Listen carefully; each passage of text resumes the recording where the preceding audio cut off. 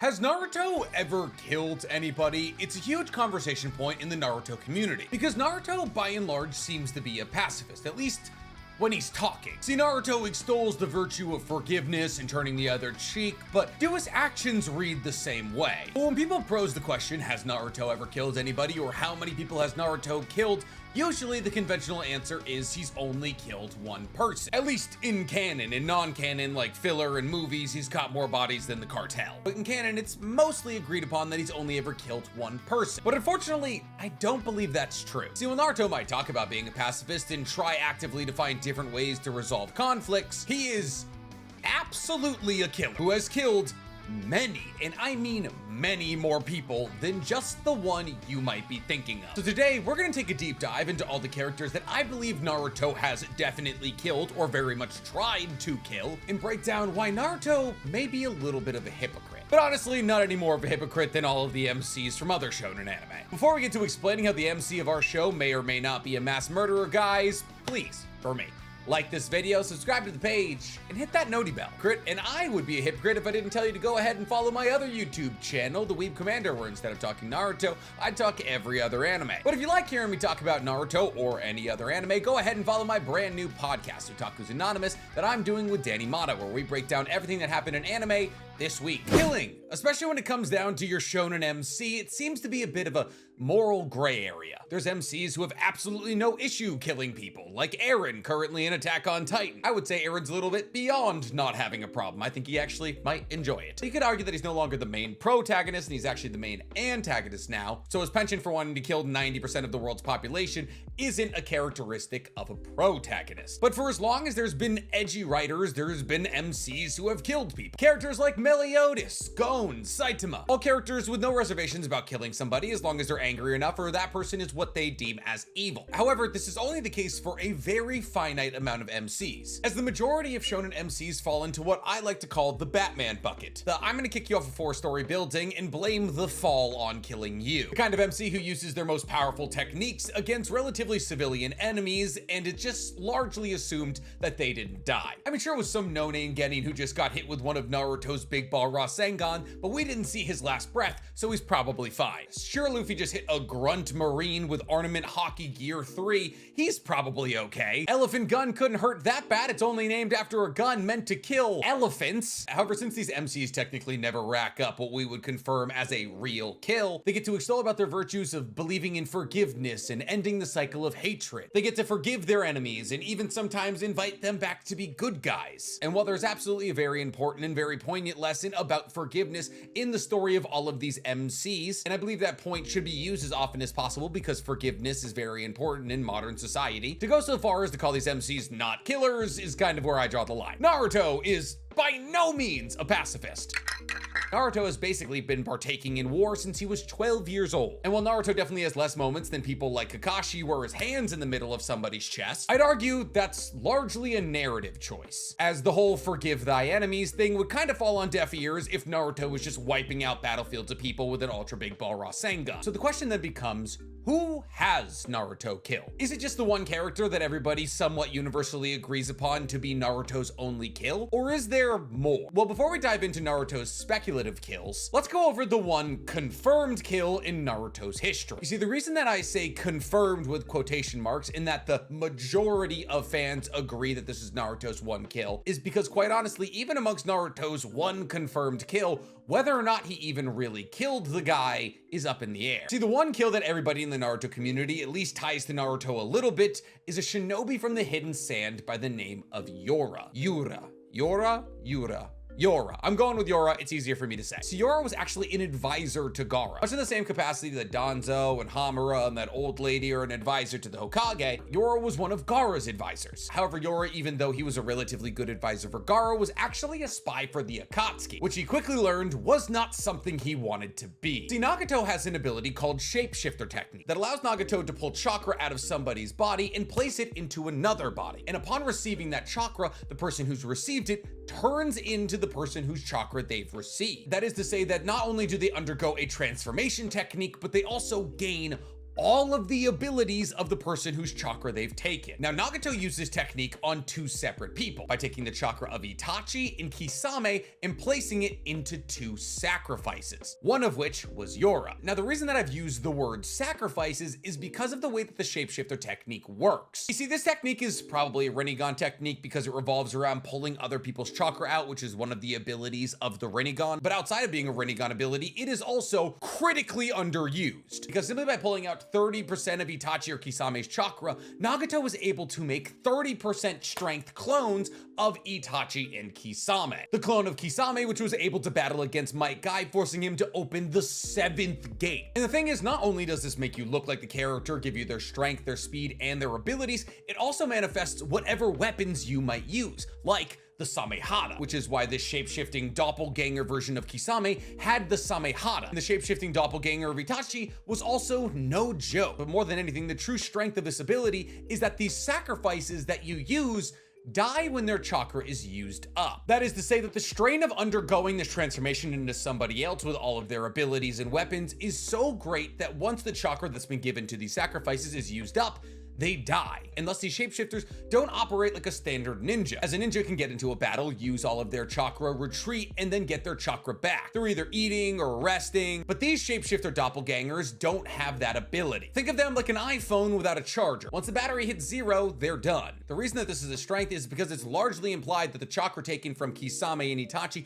can be regained, meaning this is just kind of like them using a jutsu that requires 30% of their chakra, but instead operates like a shadow clone who doesn't disappear after getting kicked and operates at whatever percentage of your power that you decide to give it chakra. And then after your doppelganger uses all of the chakra you gave it, they die and therefore cannot be interrogated. Now, the reason that this whole they die thing is incredibly important is because it's why there's controversy as to whether or not Naruto was the person who killed Yora. What do I mean? Well, to Naruto, he was battling against Itachi, the person who had tortured his best friend Sasuke for his entire life. And therefore Naruto was going all out. And why shouldn't he? The person that he was fighting had all of Itachi's abilities. And by the end of this battle, Naruto smashes Itachi with a Rasengan. However, as the dust settles, the body laying in front of Naruto is not that of Itachi. It is instead the body of Yora. And Yora is very dead. Not incapacitated and struggling to breathe so somebody else can finish him off, just dead. However, the fact that it was Yora's body that was laying there led a lot of people to ask the question, was it Naruto who killed Yora? See, since we know how shapeshifter technique works and that technically Yora was a sacrifice in that when Itachi's chakra was drained that he would die anyways, people began to ask the question, was this kind of just like Naruto fighting an Edo Tensei person? And upon defeating this Edo Tensei person, a corpse was left behind. That is to say that the act of Nagato using the shapeshifting technique is actually what killed Yora, because from the second that that technique was used, Yora was a dead man. And therefore Naruto battling against Yora is kind of inconsequential, as even if Yora didn't go to fight Naruto as Itachi, one day he would run out of chakra as Itachi and die. What's furthermore is after Naruto lands this Rasengan, it's Yora's body, not Itachi's body laying there. And once again, since we know how shapeshifting technique works, this implies that Yora had actually already run out of Itachi's chakra, as he could no longer hold the form of Itachi. And therefore there's a significantly greater than 0% chance that Yora had actually just run out of Itachi's chakra and had died before the Rasengan had hit him. And honestly, the situation brings up a very interesting question around the morality of the situation. Is fighting somebody who's basically already dead, but finishing them off, killing them? Is Naruto, by accelerating the timeline at which Yora was gonna die as Itachi, killing him? Or in actuality, was it Pain who killed him by using the shapeshifter technique? And it's at this point that I bring in the keyword of this video, intention. Naruto obviously knew nothing about the shapeshifter technique. How would he know? And therefore had no idea that this was Yora transformed into Itachi. And therefore Naruto was attacking Itachi with all of the fervor that he believed he would need in order to take Itachi down. But here's the thing, Naruto knows how strong the Rasengan is. He's used it to clear out forests, cave in Kabuto's chest. He, more than anybody outside of Jiraiya and Minato and possibly Kakashi, knows exactly what this thing can do. And thus Naruto absolutely attacked Itachi with the intent to kill. There was no conversation about come back to the leaf or reform your ways. Naruto was throwing hands for hands' sake. And in that moment, as Naruto launched an attack against an opponent who was weaker than he thought he was, Naruto's intention to kill, for the first time in the history of the show, actually played out. You see, because here's the thing. For the entirety of Naruto's runtime, Naruto has been battling against people around his power level. And because this when Naruto uses techniques that would absolutely kill people at Yora's level, it doesn't kill the people he's fighting. But does that mean he's not attacking with the intention to kill? Or does it simply mean that those that Naruto is usually battling against are strong enough to survive the intention? I think it's honestly a mix of both. But with Yora, the expectation of being able to survive the intention was taken. And honestly, this gives us an incredible look into Naruto's fighting style, as Naruto wasn't going through crazy lengths to try to make sure that his enemy was going to stay alive throughout this battle. But once again, this isn't a problem specific to Naruto. Superman claims not to kill people as he throws them through I-beams. If somebody was able to take General Zod's appearance and Superman threw him through an I-beam just for it to be revealed that he's a 75-year-old deli owner who works in the Bronx, and he gets split in two by the sheer percussive force of being thrown into a 3,000-pound beam, that would be a big shakeup for Superman. And that's the reality of the situation we're talking about. So do I believe that Naruto is culpable in Yoru's death? Not really. Much in the same way that I wouldn't assign the guilt of taking the life of a suicide bomber on the soldier who had to shoot them to make sure they didn't explode in an important area filled with humans. The decisions and powers that be that put Yoru in the situation to be a doppelganger using the shapeshifter technique are who's responsible for his death. But at the same time, we can't sit here and say that Naruto is trying to save Itachi. So surely that means that Naruto's never killed anyone, right? Wrong. See, while in this one circumstance, I don't believe Naruto is culpable, there is absolutely others. And while, like I've already stated, there is tons of circumstances in non-canon filler or movies where Naruto has just directly killed somebody, like just caving in chests with Rasengan. Basically for like 4 movies straight, every single villain in the movie Naruto killed with some new kind of Rasengan. But Naruto has also very much killed other people outside of Yora in canon. The first of which being Raiga. See, I can already hear people yelling, Raiga is a filler character. He's not. See, Raiga exists in one of the most confusing, complex, and interesting pieces of canonicity in all of Naruto. See, for those of you who don't know Naruto's side characters just by their names, Raiga was the first wielder of the Kiba blades we ever saw. The Kiba blades being the lightning dual swords and the 7 swords of the mist, said to be the sharpest swords on Earth. Now, technically, there's 2 ways that Raiga has died. See, in the manga when Might Guy and his team are cornered by the 7 swords of the mist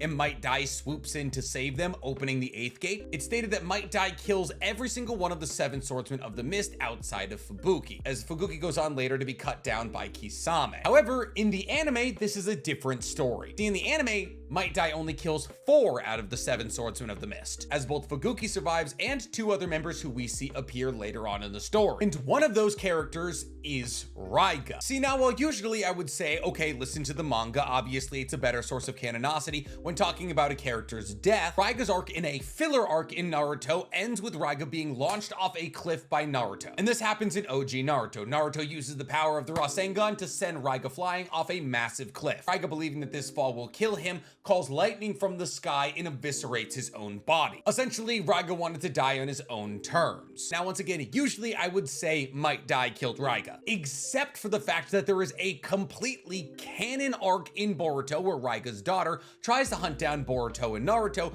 because Naruto killed her father. Which means that not only is Raiga a manga canon character that we saw in the rendition of the 7 Swordsmen of the Mist that Might Dai fought, but it has also been acknowledged in canon in Boruto that Naruto fought against Raiga, and Raiga couldn't have battled against Naruto if Might Dai had killed him years before Naruto was even born. So whether or not you believe that this filler arc is actually now canonized by Boruto, filler or not, Naruto killed Raiga. And you can say, oh no, Naruto didn't kill Raiga. Raiga called lightning down to himself to eviscerate his body. If you throw somebody off the Empire State Building and halfway down they pull out a Glock and blow their own brains out, you still killed them. This is word for word exactly what we just explained with the shapeshifter technique. The person who puts you in the guaranteed situation of death is who's culpable for your death, not the person who ends up taking you out. Raiga killed himself with lightning because he knew that the fall would kill him. Him wanting to go out on his own terms does not mean that Naruto was not about to kill Raiga. So ironically, much more than Yoru, because this never gets talked about, this is a death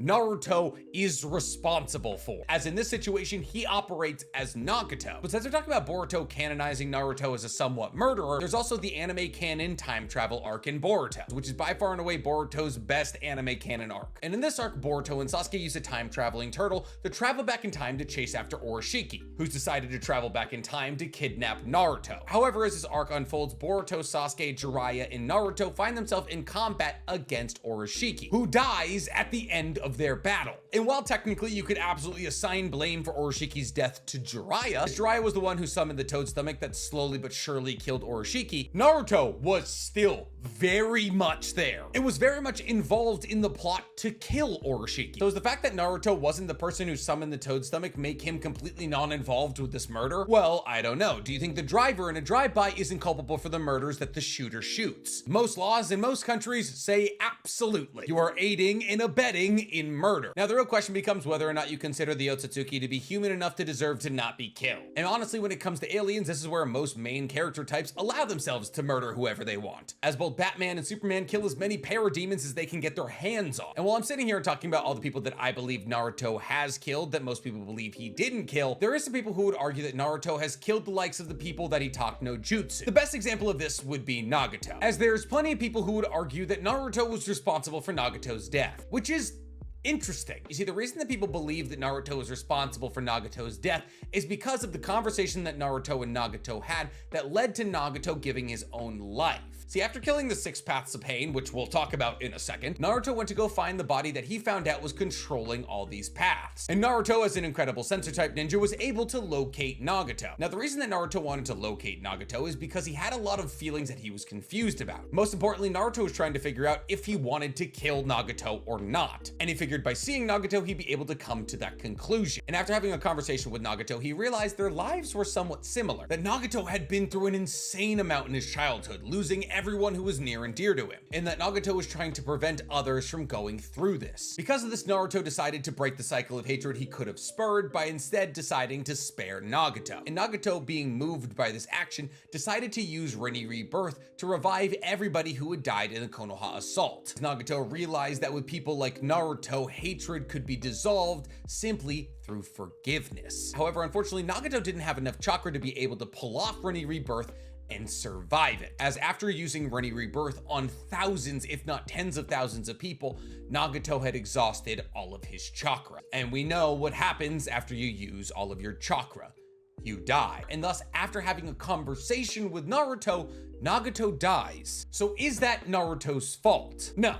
It's not. See, here's the thing. If Naruto had put a kunai to Nagato's neck and said, use Rinne Rebirth to bring everybody back to life, yes, absolutely that would be Naruto's fault. But the fact that Naruto was able to change Nagato's ideology and Nagato of his own free will used Rinne Rebirth at the cost of his own life, that is not Naruto's fault. Nagato, with the change in his ideology, simply elected to fix what he had broke. So while technically without the conversation that Naruto and Nagato had, Nagato would still be alive, the holding of that conversation and the conclusion of that conversation is not Naruto's fault. But you know what is Naruto's fault? The destroying of the 6 paths. See, Naruto did not know that the 6 paths were puppets. Eventually, he figured out that the 6 paths were puppets and was able to trace back the chakra being used to control them back to Nagato. But like for the majority of that arc, when he was just destroying these puppets, for all he knew, those could have been humans. And while they technically weren't and very much fall into the same category of Yoru, it's not like Naruto knew that. So once again, we talk about intention. He very much intended to kill the 6 paths. And just because they were technically already dead and therefore not really humans does not mean he wasn't attacking with the intent to kill. But since we're talking about attacking with the intent to kill,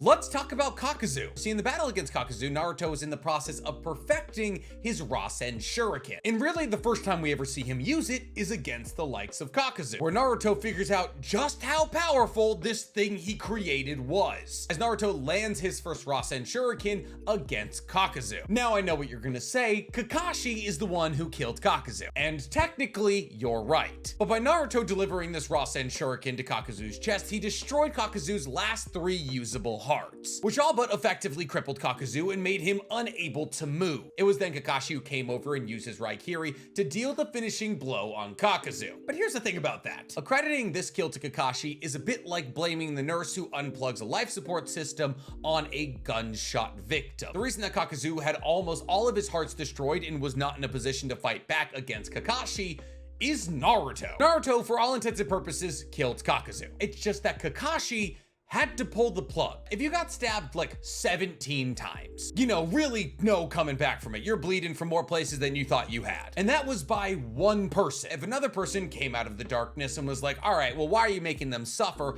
and then put a bullet in your brain, would you blame the person who stabbed you 17 times, thus guaranteeing that you would die, or the person who put you out of your misery? Well, you could argue that both are absolutely culpable. Once again, this is a situation very similar to that of the shape-shifting scenario, where Naruto put Kakazu in the situation to die. It's just in this scenario, Kakashi was the person to deal that Rasengan to Yora's chest. Kakazu was always gonna die, Kakashi just accelerated the timeline. But since we're talking about accelerating timelines, we should talk about Ishiki. As Naruto in his battle against Ishiki activates a little thing called Baryon mode. This is a mode that Naruto created by smashing his and Kurama's chakra into each other, which destroys their chakra but creates a new kind of energy. And this new kind of energy gives Naruto power greater than that of Ishiki. However, this version of Ishiki was on a timeline, and a short one at that, as Ishiki was forced to manifest through his karma marking on Jigen. However, since Jigen wasn't a perfect vessel, Ishiki only had a couple of weeks, if not a couple of days,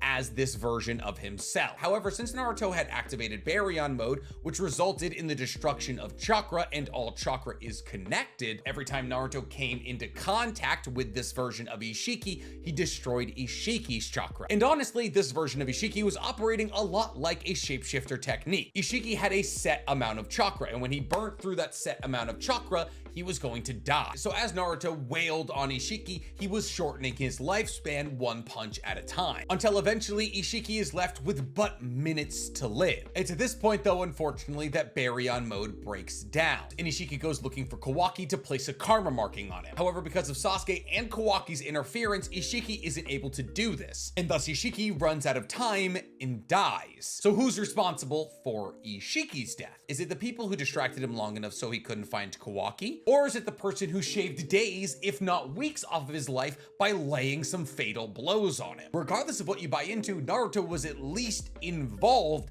in Ishiki's death, with once again the only question revolving around this being whether or not you believe Ishiki is worth counting. But in both the cases of Oroshiki and Ishiki, since we've seen the likes of Otsutsukis like Kaguya live relatively normal lives amongst humans, I mean obviously she put the entire world in infinite Tsukiyomi and tried to do it again, but for a little while there she had a husband and 2 kids that she did detest. I genuinely believe it's possible to reform the Otsutsuki, and therefore they should be considered at least as human. So am I saying that Naruto is a bad person? No. Am I saying that Naruto is the only MC to fall into this trope of extolling the virtues of pacifism while accidentally murdering people? Also no. This is a trope that exists in every form of media that revolves around battling but not killing. It has existed at least as long as Batman, but let's be real, significantly longer than that. So no, I'm not saying that Naruto is a maniacal killer who's trying to end the life of every enemy he comes across like the Punisher. What I am saying is that Naruto enters his battles very much with the intention to kill. And the fact that his enemies make it out alive has more to do with the strength of his enemies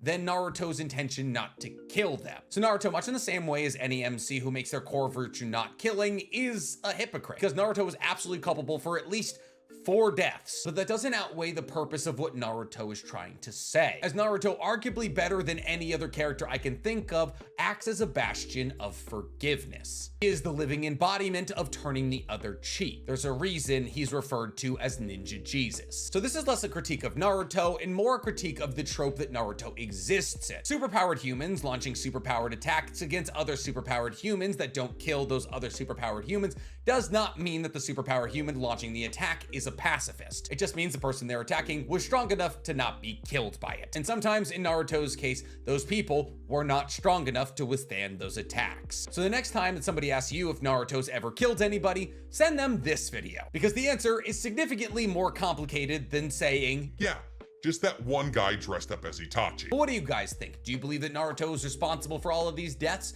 Tell me in the comments below. And while you guys are down there, please, for me, like this video, subscribe to the page, and hit that noti bell. Listen, when it boils down to it, I want as many kills given to Might Dai as possible. He's an incredible character, but making Raiga canon in Boruto is just so interesting.